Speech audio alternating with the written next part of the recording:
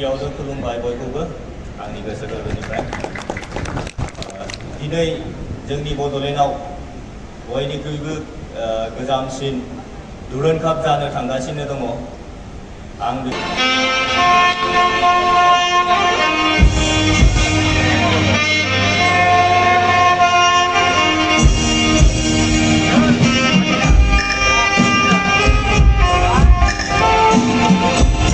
Hello guys, welcome to back.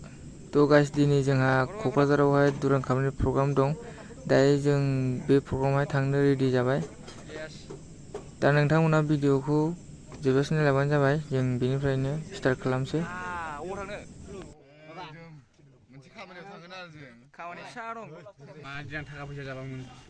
Ready Kokrajhar थांनो नागिरदों।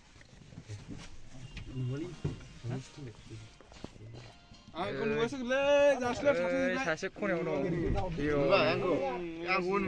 दं।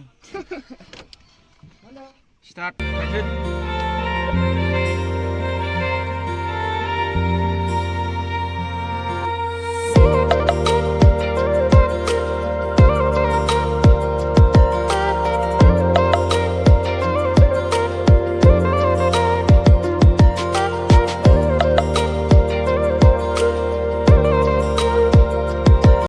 ओमफ्राय लोगोफोर, दायो जों फैनानैहाय दाउलाबारि मोनफैबाय। दाउलाबारियावहाय माने सासे लोगोनावहाय साहा लोंलांनो हाबलांसिगोन आरो माने प्रग्रामा एसे लेट जागोन नामा, बेनिखायनो जों दा सासे लोगोनावहाय साहा लोंलांसिगोन आरो दाउलाबारियावहाय। साहा लोंलांसै दाउलाबारियाव। ओइ नै एक्टर उनाव नालेंखर दांगासिनो। सेंग्राफोरा नायदो खेला दंमोन। एसे लेट जागोन दिनै माने प्रग्रामाहाय, बिनि थाखायनो जों दाउलाबारियावहाय हाबलांबाय सासे लोगोनाव। ओमफ्राय नै बिसिनाव फैदों जों, बिसिनाव नालेंखर दांगासिनो मामाया। साया रेडि जाबाय। ओमफ्राय नै लेरख' फिथाइ लाना फैबाय मामाया।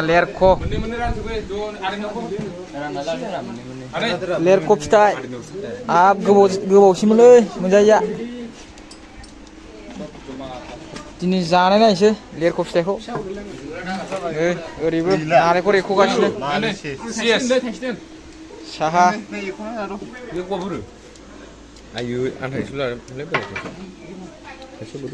गैला नै अशक साखा भिन्दि आरिया मा बिथां दं मानसिखौ सिनाय नागिरा माने। साहा लोंसै नै साहा जोंहा दा साहा लोंखांबाय, थांफिनसिगोन जों दा। नै लेरख' फिथाइ मोनबाय। लेरख' फिथाइबो मोनबाय नै, आंबो लादों। जालांसै गारियाव। जागासिनो नै। मोजाङानो नै फिथाइया। साहा पानि लोंखांबाय। फ्रेस माल। दा बरफिनसै जों ना मा होनो? औ बरफिनसै। आंनि मा बिसब सोरबा दङबा जोंबो नै थांगासिनो दं। लाइभआवसो हगारनांगौ। ओंखारफिनबाय जों दा दाउलाबारिनिफ्राय। एबार रौना हैनोसैलाय कालचार कमप्लेक्स गौराङावहाय। नै बिसिनाव फैदोंमोन जों मामा मोनावहाय। साहा था लोंहोबाय बिथाङा। दा होलांफिनसै। थाथ'दो मादैया थांसै।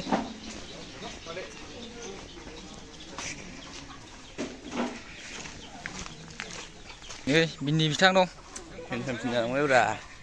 खानायाथ' नायदो लान्था हनानै दासो एसे रज'फिनदों। गाखोद' थाब दे। लोगोफोर, दायो जोङो दाउलाबारिनिफ्रायहाय ओंखारफिनबाय।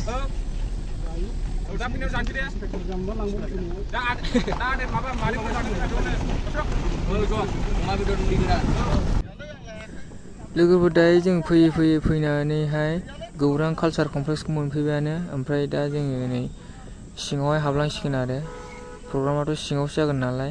दा नोंथांमोना भिडिअखौ नायलांबाय थादो बिदिब्ला।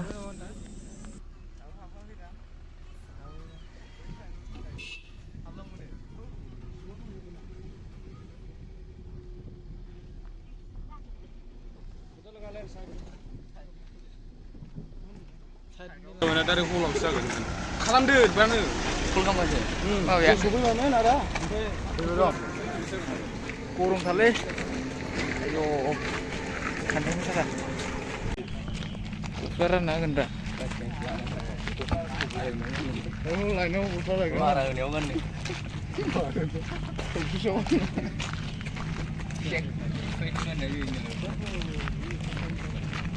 Indonesia जोंना Indonesia लिटारा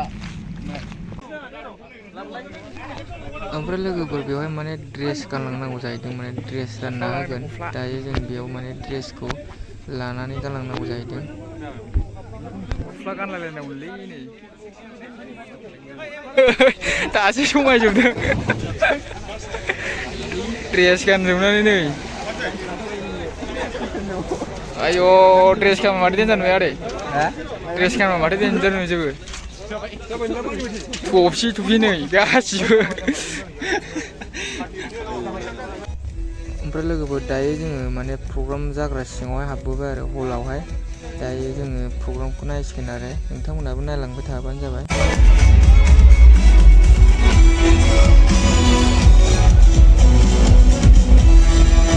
of Indian Oil Durand Cup 2024 organized by the Indian Armed Forces and supported by Bodoland Territorial Council and Government of Assam.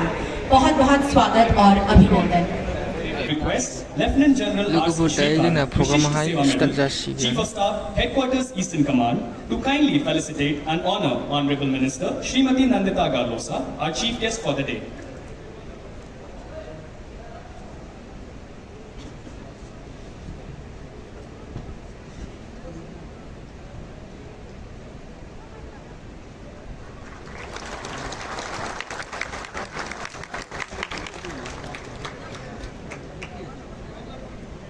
I would also request our chief guest Srimati Nandita Garlosa to please felicitate Lieutenant General R.C. Shrikant.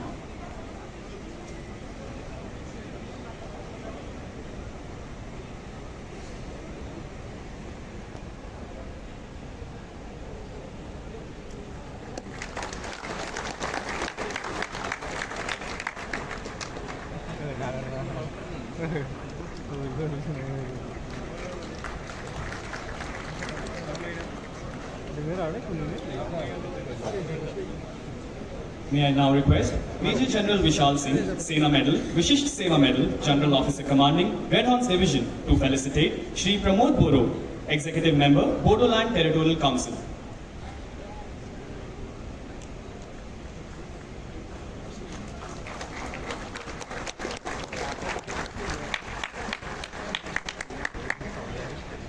I would also request the General Officer to kindly felicitate Jayanta Basumatari, Honorable MP, Lok Sabha.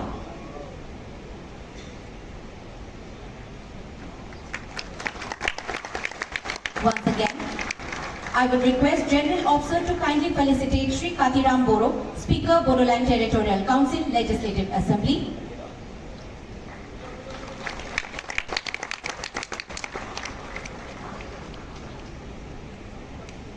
I would now request Shri Pramod Boro to kindly felicitate Major General Vishal Singh.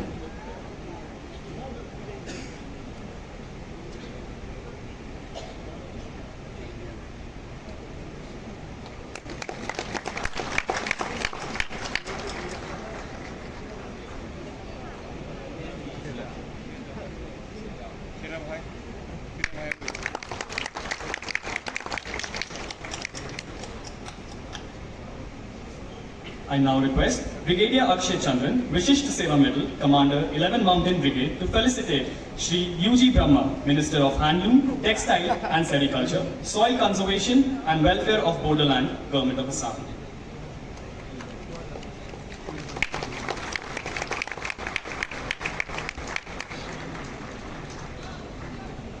I would also request Brigadier Akshay Chandran to kindly felicitate Branglara Narzari, Honorable MP, Rajya Sabha. Thank you.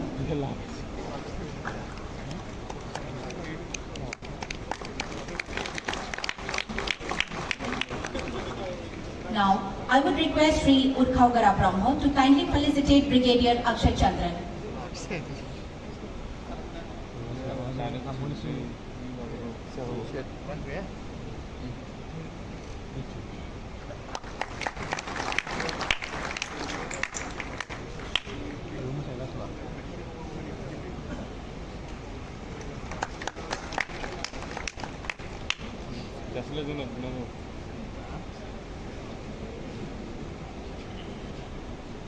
Ladies and gentlemen, it is now time for the introductory address. I will now request Lieutenant General R.C. Shrikant to kindly deliver the introductory address on this momentous occasion of 133rd edition of the Indian Oil Duran Cup 2024.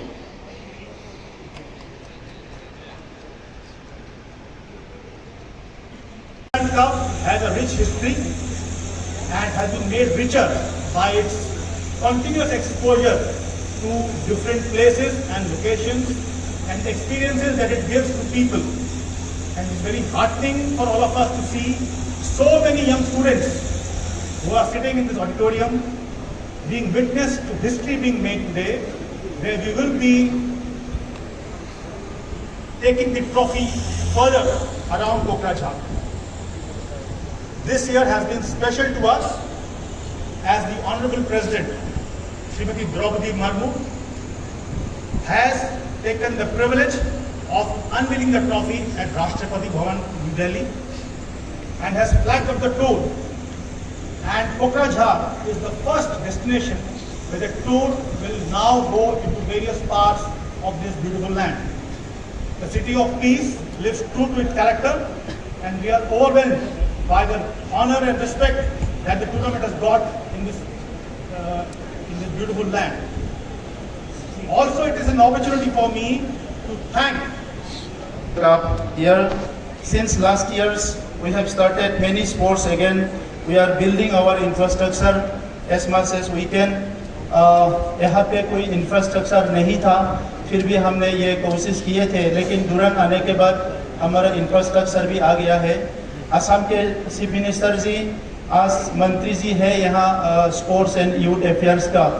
Assam में sports infrastructure बनाने के लिए एक नया एक योजना, नया एक पॉलिसी लिए है। हर डिस्ट्रिक्ट में स्पोर्ट्स का जो है आपका इंफ्रास्ट्रक्चर बनाने के लिए, और बोडोलैंड में भी हम लोग ने कोशिश की। असम से जितना सपोर्ट मिलेगा, गवर्नमेंट ऑफ इंडिया से जितना सपोर्ट मिलेगा, उसके साथ काउंसिल का भी थोड़ा सा सपोर्ट किया। पॉलिसी है कि स्पोर्ट्स को हम लोग को आगे लेके जाना है, तो इसीलिए हमने कोशिश किया स्पोर्ट्स इंफ्रास्ट्रक्चर बनाने के लिए। और आज मुझे बहुत खुशी हुआ कि हमने कुछ ही दिनों से इंडियन आर्मी के सपोर्ट से, हमारे लोगों के सपोर्ट से एक FIFA standard, FIFA approve football stadium बनाने का एक काम हमारा संपूर्ण हो गया है लगभग। तो ये बहुत बड़ा काम आज हमारे बोडोलैंड में हो गया है ना। और इसके साथ ही रक्षा मंत्री जी भी आएंगे, और उसके साथ ही हम लोग इस बार थोड़ा सा आग्रह कर रहे हैं, रिक्वेस्ट कर रहे हैं, हमारा राज्यसभा की एमपी साहब के थ्रू हमारे राष्ट्रपति जी को भी हमने हमारी तरफ से रिक्वेस्ट रखा कि या तो बिगिनिंग में या तो अंत में कोकराझार में आके ये दुरान कप का जो एक अच्छा माहौल है, इसको और शोभा बढ़ाने के लिए हमने राष्ट्रपति जी को भी इस बार हम लोग रिक्वेस्ट कर रही हैं यहाँ आने के लिए। मैं प्रार्थना करूंगा ईश्वर से कि राष्ट्रपति को यहाँ आने का एक अच्छा परिस्थिति हो, एक अच्छा माहौल हो, उसके लिए मैं ये ईश्वर को प्रार्थना करूंगा। मैं ज़्यादा बोलना नहीं चाहता हूँ, फिर भी मैं आप लोग को रिक्वेस्ट करता हूँ 30 जुलाई से यहाँ जो दुरान कप होने जा रहा है, आप सब लोग आइए। हमारे फुटबॉल एकेडमी के फुटबॉल डिस्ट्रिक्ट कमिटीज़ के यहाँ ऑफिसर्स है, मेंबर्स है, सब लोग को मैं रिक्वेस्ट करता हूं कि आप लोग भी यहाँ हिस्सा बनिए। लास्ट ईयर जैसे आप लोग हिस्सा बने थे, और इस बार भी ये दुरान कप को एक शानदार प्रदर्शन होना चाहिए और एक अच्छे से प्रदर्शन होना चाहिए। लोगों का एंटरटेनमेंट के साथ साथ सब लोग को जुड़ने का जो थोड़ा बहुत और बोडोलैंड में बाकी है, 30-40 इयर्स का एक कम्युनल एक थिंकिंग था। हमारे भाइयों के बीच में लड़ाई हुए थे, दंगा हुए थे, बहुत सारे नफरत बहुत ज़्यादा हो रहा था। तो ये सारा नफरत को दूर करके जो प्यार है, जो हमारे भाईचारा है, जो ब्रदरहुड फीलिंग्स है, इसको ये दुरान कप के थ्रू ही हम लोग पूरी का पूरे हम लोग खत्म करें या इसको मतलब बदलाए कि ये ऐसा परिस्थिति बोडोलैंड में फिर ना हो, एक अच्छा माहौल हो, एक उम्मीद का एक माहौल हो, आशा दिशा भरोसा फिर लोगों के बीच में आ रहा है, उसको आगे लेके जाने का एक अच्छा एक परिस्थिति हो, मैं यही उम्मीद करता हूँ। आप सबको बहुत बहुत धन्यवाद। Thank you. बहुत बहुत धन्यवाद आपके बहुमूल्य भाषण के लिए। आगे की ओर थैंक यू। गिबियावनो खुलुमबाय बयखौबो आंनि गोसो गोरबोनिफ्राय। दिनै जोंनि बड'लेण्डआव बयनिख्रुइबो गोजामसिन डुरान्ड काप जानो थांगासिनो दङ। आं बेखौनो बुंनो सानो जे जोंनि इयुन जेनेरेशननि थाखाय जोबोद मोजां दिनै बड'लेण्डआव बेबायदि फुटबल बादायलायनायखौ लानानै फैदों। जेसेबांखिनि जोंनि गेलेगिरि बिथांमोन दं बिसोरनि थाखाय जोबोद गोजोनथाव जे गावसिनि जेसेबांखिनि रोंगौखिनि गावसिनि स्किल गावसिनि गेलेनो रोंगौखौ देखायनानै बे डुरान्ड कापनिफ्राय मोजां गेलेनो हायोबा दिनै बे डुरान्ड कापनिफ्राय गुबुन मोनसे क्लाबावहाय सेलेक्शन मोननो हायो। आं दिनै बेखौनो बुंनो सानो जोंनि बड'लेण्डआव बेबायदि फुटबल बादायलायनाया जाबाय थानांगौ। आं सारमोननिसिम बेखौनो रिक्वेस्ट खालामो जे जोंनि बड'लेण्डआव बायदि खेलाफोरखौ लाबोबाय थायो जाहाथे जोंनि इयुननि जेनेरेशन जेसेबांखिनि गेलेग्रा बिथांमोन दङ गावसिनि रोंगौथिखौ देखायनानै मोजाङै मोजां गेलेनो हायो आरो बेनिफ्राय गुबुन दाबसे मोजां जायगायाव थांनानै गेलेहैनो हायो। आं बेखौनो आसा खालामो। दिनै जों गेलेया नङा जोबोद फुटबल गेलेबाय, आं लुबैयो जे जोंनि इयुनाव जोंनि जेनेरेशना गावबा गावनि रोंगौथिखौ देखायनानै जोंनिफ्राय गोजौसिन गाखोनो हायो। आं बेखौनो दिनै बुङो आरो बेबायदिनो जोंनि बड'लेण्डआव बेबायदिनो फुटबल बादायलायनायखौ लाबोबाय थागोन होननानै आं आसा खालामो। गोजोन्थों। Thank you, Mr. Haricharan Narsari, for your kind and encouraging words.